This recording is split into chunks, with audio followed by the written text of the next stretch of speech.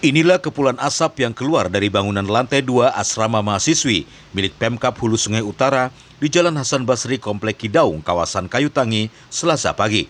Peristiwa ini menghanguskan 28 kamar yang dihuni 30 orang penghuni asrama.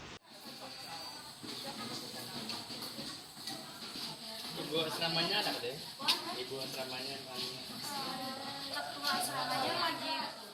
Dari pantauan pasca kebakaran, terlihat beberapa penghuni asrama mengangkut sisa barang yang masih layak pakai. Adapun berdasarkan keterangan salah satu korban, Ilma, yang berada di lantai atas saat kebakaran, sempat melihat kepulan asap tebal sebelum akhirnya menyelamatkan diri. Awalnya itu kira ulun tuh mati lampu. Terus ketika ulun keluar itu pas ada asap. Dan pas ulun lihat asap tuh pas turun ke bawah lampu masih menyala, jadi ulun mati kilometer dari itu aja.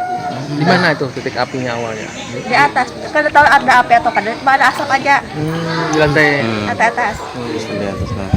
Ada berapa penghuni di dalam situ? Untuk total semua itu ada 30, cuma untuk yang berada di sini ada 11 orang.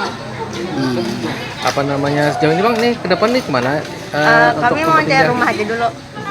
Belum diketahui pasti penyebab kebakaran, namun hingga saat ini pihak kepolisian sudah memberikan polis lain untuk 2 kamar di lantai atas yang kondisinya terbakar parah.